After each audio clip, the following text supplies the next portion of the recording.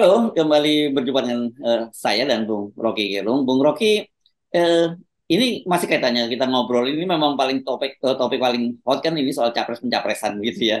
Dan yang paling banyak disoroti orang sekarang tentu saja sikap dari PDIP setelah Pak Jokowi menempatkan Kaisang di PSI begitu ya kan tinggal seperti kita bahas sebelumnya ini tinggal nunggu Gibran bagaimana selanjutnya. Kalau kemudian Gibran juga dipindahkan ke Pak Prabowo ya selesailah itu PDIP. Tapi justru yang kita soroti adalah PDIP-nya sendiri. Karena Anda kan dalam berkali-kali dalam perbincangan dengan saya di sini, Anda tetap berharap bahwa PDIP itu tetap sebagai sebuah partai itu harus eksistensinya kita jaga gitu. Karena bagaimanapun juga itu adalah salah satu warna politik Indonesia dan itu ada kaitannya dengan sejarah Bung Karno ya, salah satu founding father kita.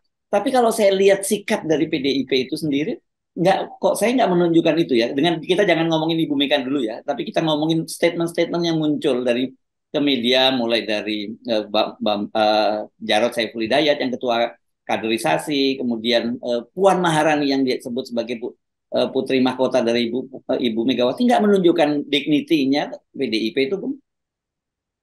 Ya itu istilah bagus tuh, kehilangan dignity, dignitas, apa, martabat kan itu bahayanya tuh. Kalau PSI kehilangan martabat ya biasa orang tahu bahwa itu Ya, ya, ya, banyak ya.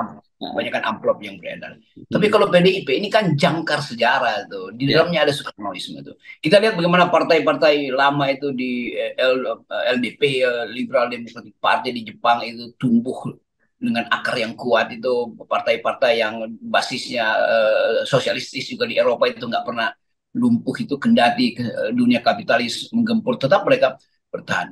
Nah satu-satunya partai di Indonesia yang punya dalil sosialistis yaitu PDIP karena soal keadilan sosial itu Wong Cili dan cita-cita Bung Karno untuk menegakkan prinsip-prinsip demokrasi yang anti kapitalisme itu diingat orang dalam sejarah diajarkan di dalam masyarakat kita. Jadi PDIP ini satu-satunya partai yang tumbuh dari akar sejarah bangsa ini sebetulnya tuh. Partai yang lain kan udah diberangus oleh Bung Karno tuh, PSI diberangus, Masyumi diberangus, lalu timbul partai-partai baru yang sekarang sifatnya transaksional. Jadi kalau kita ingat bahwa PDIP itu semacam jangkar dari sebuah perahu besar demokrasi, nah sekarang jangkarnya berkarat itu, karena dia nggak tahu lagi dia dia mau berlabuh di mana tuh, diombang-ambingkan oleh gelombang dan ya. tokoh-tokoh PDIP ya, akhirnya menjadi para pragmatis tuh. Jadi itu yang saya sesalkan, karena itu saya tetap ingin supaya PDIP itu mengembalikan tadi martabatnya itu, dignitinya itu sebagai partai yang tumbuh tak goyah oleh zaman. Walaupun kita tahu pikiran Bung Karno makin lama makin tidak setara lagi dengan perkembangan zaman. Tetapi kita bisa melakukan pembaruan ide-ide Bung Karno dikaitkan dengan soal lingkungan, soal perkembangan teknologi, soal yang masih pasti relevan, ketegangan para superpower. Jadi sayang sekali PDIP kehilangan diskursus tentang ide-ide Bung Karno, tetapi terlibat dalam diskursus dangkal tentang calon presiden, tentang siapa yang bisa nambahin kapasitas Ganjar, tentang apakah Jokowi masih mau membantu PDIP, ngapain? Nah Jokowi sendiri nggak ngerti tentang Soekarnoisme, ngapain masih minta tolong Jokowi? Kan ini hal-hal yang menurut saya absurd tuh, sebagai partai yang didirikan demi sejarah, demi menegakkan sejarah, akhirnya jadi partai yang sifatnya nyalok itu bukan nyalon tapi nyalok itu. Kan Ya. orang anggap kok PDIP jadi semacam himpunan para calok ya. Kita mau kritik itu karena kita ingin PDIP tumbuhkan kembali integritas partaimu seperti ketika berhadapan dengan Orde Baru. Jadi Ya. itu yang hilang sebetulnya itu. Saya nggak tahu itu hilangnya di tingkat Ibu Mega atau di tingkat Sekjen atau di tingkat kader-kadernya yang tidak dibrief lagi dengan etik atau kekuatan ide dari Bung Karno. Ya, kan begini. Anda kan selalu menyatakan bahwa sebenarnya PDIP itu harusnya kalau mau elektabilitasnya naik, itu katakan langsung melakukan kritik terhadap Pak Jokowi. Karena memang banyak sekali kebijakan Pak Jokowi yang saya kira bertentangan dengan ide demokrasi, bertentangan juga dengan ajaran Bung Karno. Tapi alih-alih mengkritik, sekarang malah justru kelihatannya malah mengiyakan. Satu contoh misalnya ketika Hasto mengkritik soal food estate, kemudian dinetralisir oleh Puan Maharani. Begitu juga ketika ide Pak apa Kaisang sorry Gibran menjadi calon wakil presiden malah ditawari oleh Puan bahwa kalau Mahkamah Konstitusi mengabulkan gugatan itu ya terbuka peluangnya untuk menjadi wakilnya Gibran. Bukannya dikritik harusnya bahwa tidak boleh terjadi karena Hasto menyatakan bahwa ini permainan kekuasaan yang tidak boleh gitu kata Hasto. Nah sekarang ketika Kaisang akhirnya juga jadi kader yang jadi banyak tertawa, jadi ketua umum PSI yang banyak jadi tertawaan orang hanya dalam 2 hari jadi ketua umum, Mbak Puan malah kemudian mengajak kerjasama untuk mendukung Ganjar kan. Menurut saya loh, ini ada yang hilang. Ini saya nggak lihat jejak Ibu Megawati di sini. Ya saya anggap bahwa apa ada istilah intellectual fatigue gitu, kelelahan intelektual untuk memikirkan sesuatu yang abstrak, sesuatu yang visioner memang perlu energi intelektual. Nah, itu yang hilang tuh. Itu yang apa fatigue-nya ya. Ya kelelahan intelektual. Kalau sekedar kelelahan politik ya bisa diatasi dengan pragmatisme. Tapi PDIP mengalami dua hal itu sekaligus, kelelahan politik dan kelelahan intelektual. Hmm. Sehingga kita nggak ngerti lagi ini PDIP partai apa sebetulnya, historical standingnya apa, ideological standingnya apa, nggak ada. Selain ingin transaksi. Jadi kita tidak lagi menangkap satu partai yang simbolnya adalah Megawati yang kekeh. Akhirnya Mbak Puan juga tiba pada semacam kondisi awal menjadi seorang pragmatis. Demi apa? Demi kuantitatif. Padahal PDIP udah punya kuantitatifnya, itu 25%. Kan? Dia nggak ada problem lagi kan. Jadi kalau kita lihat bagaimana Puan atau Ibu Mega atau PDIP sekeluruh apalagi Hasto itu mengemis pada Jokowi. Kan mestinya Jokowi udah dipecat sebagai kader supaya selesai problemnya karena dianggap dia nggak patuh pada partai. Yang pertama, yang kedua, tak ada satupun ide Bung Karno yang diloloskan oleh Jokowi kan. Semua kebijakan ekonomi Jokowi adalah bertentangan dengan prinsip kemandirian, berdikarinya Bung Karno tuh. Dalam bidang apa aja tuh tetap paradigma paradigma Bung Karno tidak terlihat di dalam uh, strategi perekonomian Pak Jokowi kan. Jadi mestinya secara ideologis Jokowi itu tidak layak untuk memegang kartu anggota PDIP. Lebih layak saya sebetulnya karena saya paham tentang Bung Karno dan ide-ide sosialistis, koperasi segala macam itu tetap ada di dalam cara kita bahas di FNN. Jadi sebetulnya kalau kita lihat kenapa Ibu Mega akhir-akhir ini tidak muncul, ya mungkin Ibu Mega terlalu panjang tapa beratanya sehingga belum dapat wangsit atau belum dapat semacam wisdom untuk memutuskan. Tetapi percakapan-percakapan internal PDIP menunjukkan bahwa di dalam partainya ada krisis besar. Satu, krisis identitas sebagai partai, yaitu berideologinya apa sebetulnya.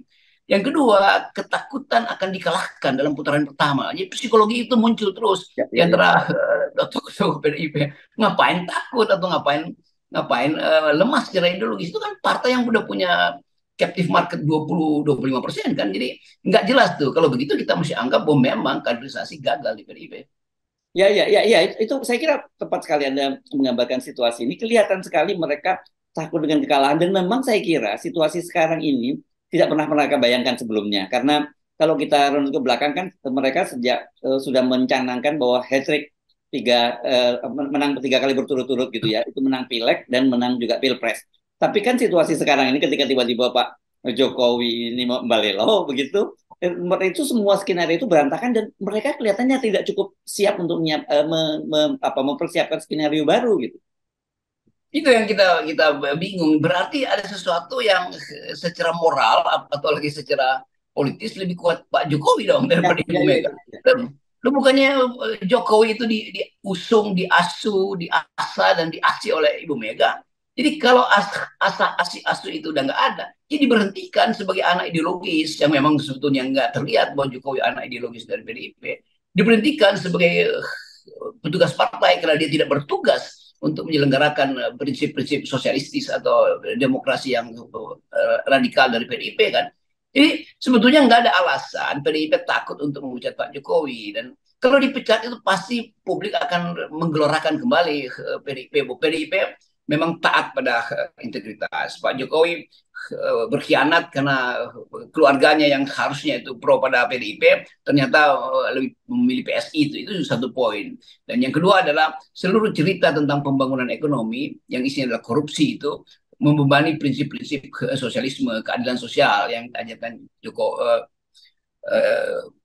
Bung Karno. Yang ketiga, berdiri di atas kaki sendiri, berdikari satu sistem ekonomi yang dibayangkan oleh Bung Karno itu tidak terjadi. Karena Presiden Jokowi berdiri berdasarkan topangan modal asing Cina terutama. Kan itu intinya kan. Ya. Jadi kalau itu diucapkan PDIP dan hari ini misalnya dia ucapkan, besok elektabilitas PDIP bisa nyentuh 40% tuh. Dan saya yakin itu. Tapi itu kan takut diambil oleh PDIP. Kalau begitu, Jokowi pegang beberapa kartu yang disembunyikan dari mata publik dong tentang hal-hal yang mungkin mendebarkan apa yang terjadi di partai itu. Kenapa? Karena Jokowi sendiri bilang dia punya informasi lebih lengkap dari ketua partai. Ya, ya, ya, ya. Karena intelijen bermain di situ kan.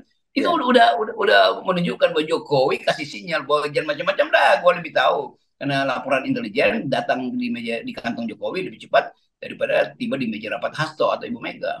Ya, ya, keputusan dengan menjadikan Kaisang sebagai ketua umum PS itu kan menunjukkan betapa Jokowi itu cukup pede banget gitu ya menghadapi situasi ini dan dia merasa udah di atas angin gitu. Ya itu jadi sebetulnya ukuran pertama adalah Kaisang.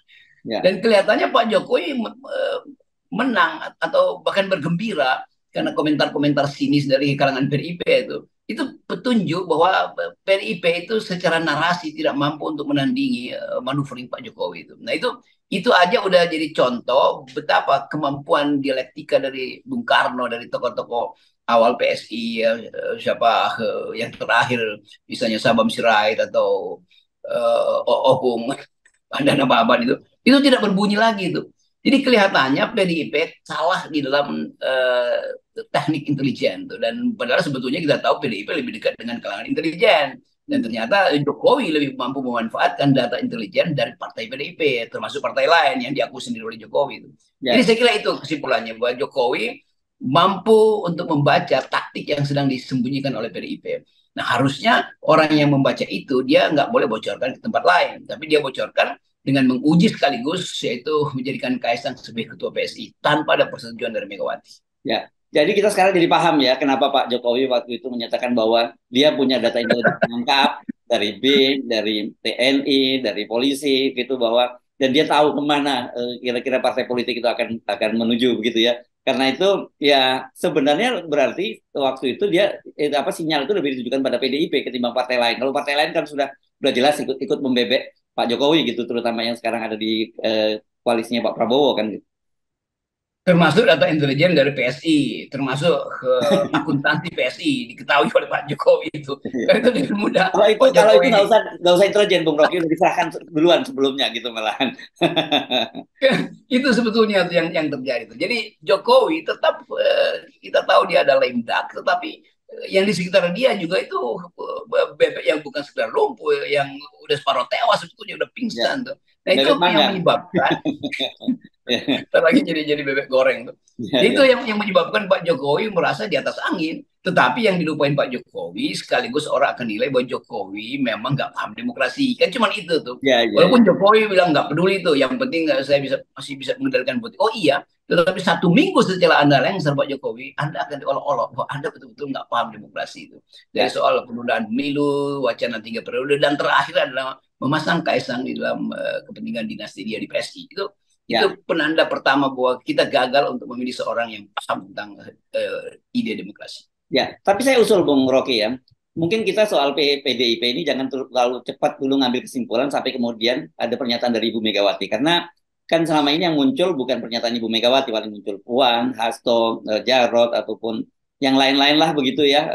Jadi kan sebenarnya kita tahu kata finalnya, kata putusnya itu di Ibu Megawati. Kalau nanti ternyata Ibu Megawati juga sikapnya sama dengan Puan, dengan yang lain-lain, baru kita bisa menyimpulkan dia memang PDIP betul-betul sekarang sedang mengalami krisis dan jangan-jangan kita bisa menyebutnya sebagai disorientasi gitu. Justru kita simpulkan lebih awal supaya Ibu Mega mengikuti kesimpulan kita tuh, kira-kira begitu.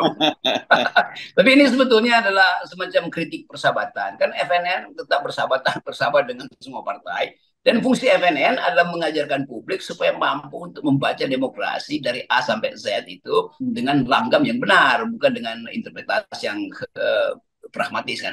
Jadi tetap FNN dimaksudkan untuk politik edukasi, bukan politik election.